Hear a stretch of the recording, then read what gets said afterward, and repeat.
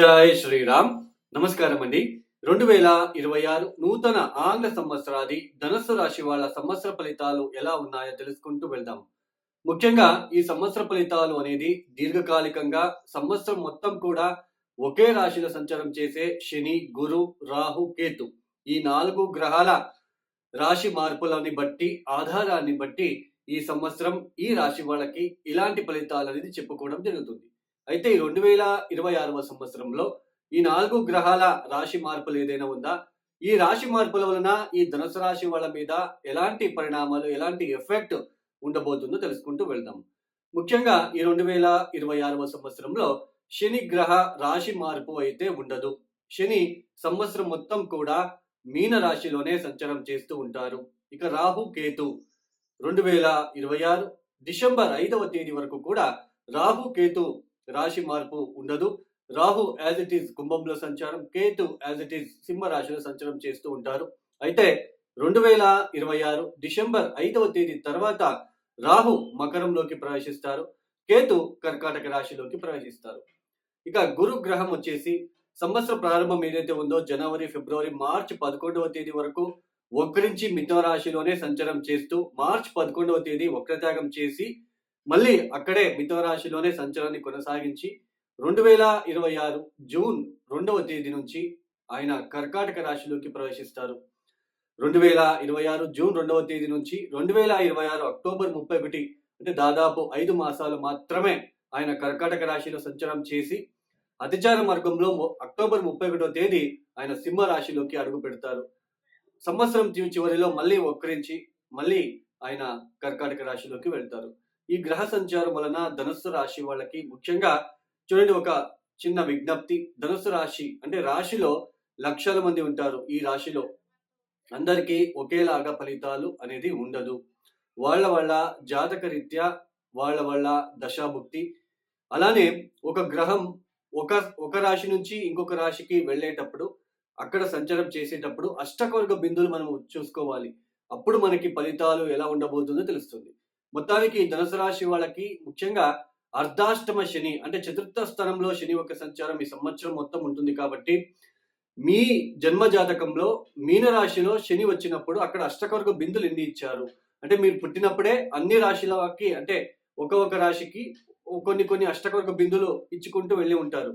So అలా శని అక్కడ గనక 0, 1, 2 గనక ఇచ్చి ఉంటే అష్టకవర్గ బిందువులు వాళ్ళకి మానసిక పరంగా చాలా వేదన, అలానే మానసిక ఇబ్బందులు, అలానే ఉద్యోగ విషయాలలో ఇబ్బందులు, అలానే చాలా ఒడిదుడుకులండి. ఇంట్లో గృహంలో ఒత్తిడి, తల్లితో విభేదాలు, మాతృ సంబంధించిన విషయాలలో విభేదాలు, అక్కడ కొన్ని ఇబ్బందులు, అలానే మనస్సు చంచలత్వం ఏర్పడుతూ ఉంటుంది. మనసు కుదురుగా ఉండకపోవడము, కోపము, వృథా ఖర్చులు, అలానే లేజినెస్ అంటే బద్ధకం అనేది ఎక్కువగా ఉంటుందండి. శని యొక్క దృష్టి దశమ స్థానం మీద పడుతుంది కాబట్టి ఇక్కడ ఉద్యోగం విషయాలలో చాలా ఒడిదుడుకులు 0, 1, 2 గనక అష్టకవర్గ బిందులు ఇచ్చి ఉంటే, అదే 3, 4, 5, 6 గనక ఇచ్చి ఉంటే కొంచెం ఫలితాలలో కొన్ని మార్పులు మీరు చూడవచ్చు. కొన్ని ఇబ్బందులు వచ్చినప్పటికీ వాటిని అధిగమించే ఆ ధైర్యాన్ని కూడా, ఆ పట్టుదలను కూడా మీకు శని ఇస్తాడు. చతుర్థ స్థానంలో ఉన్నప్పటికీ కూడా అష్టకవర్గ బిందువులు గనక ఎక్కువ గనక ఇచ్చి ఉంటే, ఎక్కువ పాయింట్స్ గనక ఇచ్చి ఉంటే మీకు ఆ కెపాసిటీని ఇస్తాడు అని అర్థం. తక్కువ ఇచ్చి ఉంటే 0, 1, 2 గనక ఇచ్చి ఉంటే చాలా ఇబ్బందులు మీరు పడాల్సిన ప్రమేయం ఏర్పడుతూ ఉంటుంది. సడన్ ఉద్యోగం విషయాల్లో మార్పులు, సడన్ గా వదిలిపెట్టడం ఉద్యోగాన్ని, లేదా ఉద్యోగం పోతుందేమో అని అనిపించడము, మీ కొలీగ్స్ సపోర్టివ్ గా లేకపోవడము, అలానే ముఖ్యంగా ఈ మీ కింద పనిచేసే వాళ్ళతో చాలా ఒడిదుడుకులు. అంటే మీరు ఎవరైనా బిజినెస్ చేస్తూ మీ కింద పనిచేసే వాళ్ళు గనక ఉంటే వాళ్ళతో చాలా ఒడిదుడుకులు, ఇబ్బందులు ఇట్లాంటివి ఎక్కువగా ఉంటాయండి. అయితే ఈ సంవత్సరంలో కూడా సంవత్సర ప్రారంభం గురు సంచారం వక్రించి సప్తమ స్థానంలో జనవరి, ఫిబ్రవరి, మార్చి 11వ తేదీ వరకు కూడా వక్రించి సంచారం ఏదైతే ఉందో ఇది కూడా కొంచెం డిస్టర్బెన్స్ గానే ఉంటుంది. ఒక గ్రహము ఏ స్థానాలలో వక్రించి ఉంటారో ఆ స్థానాలకి సంబంధించిన విషయాలలో చాలా ఒడిదుడుకులు ఇస్తారండి.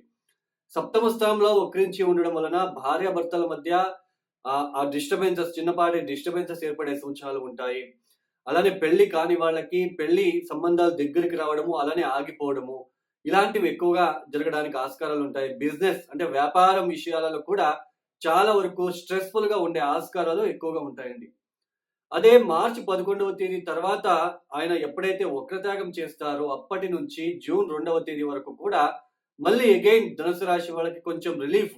అంటే మానసిక ప్రశాంతత, ఆ వృత్తి, వ్యాపారాల్లో ఉన్న ఆ ఒడిదుడుకులు తగ్గడము, అలానే భార్యాభర్తల మధ్య ఆ బాండింగు, ఆ రిలేషన్‌షిప్‌లో ఉన్న ఇబ్బందులు తగ్గి మంచి అండర్‌స్టాండింగ్‌తో వెళ్ళడము.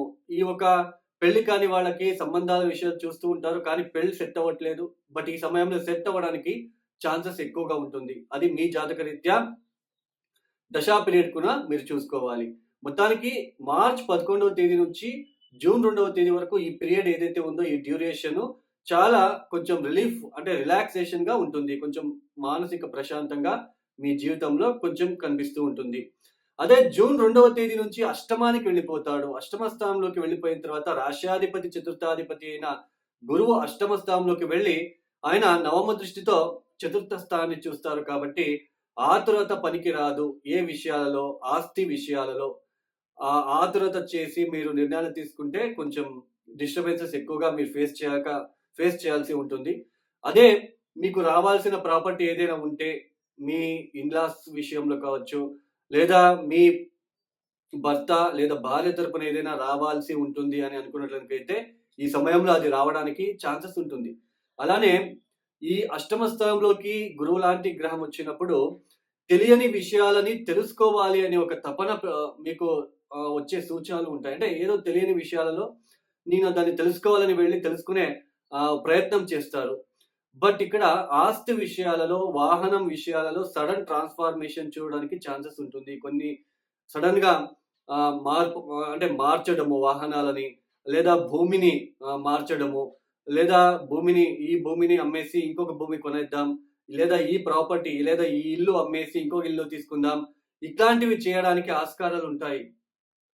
ఇప్పుడు ఇక్కడ మీరు చాలా జాగ్రత్తలు తీసుకోవాలి. అమ్మడము, మళ్ళీ తీసుకోవడము, ఈ విషయాలలో కొంచెం జాగ్రత్తలు తీసుకోండి. అష్టమ స్థానంలో గనక అష్టకవర్గ బిందులు చూసుకోండి. ఇప్పుడు మీకు ధనుసు రాశి వాళ్ళకి జూన్ 2వ తేదీ తర్వాత కర్కాటక రాశిలోకి ఆయన అడుగు పెడతాడు గురువుగారు. అక్కడ అష్టకవర్గ బిందువులు ఎన్ని ఇచ్చారు? అది మీరు చూసుకుంటే ఒక 4, 5, 6 గనక ఇచ్చి ఉంటే మంచిది.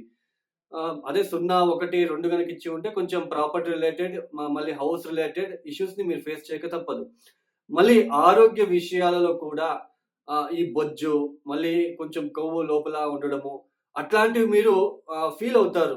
దీన్ని ఎలాగైనా కరిగించుకోవాలి, లేదా దీన్ని ఎలాగైనా ఏదైనా ఆల్టర్‌నేటివ్ చేసుకోవాలి. ఇలాంటివి ఎక్కువగా ఉంటాయి.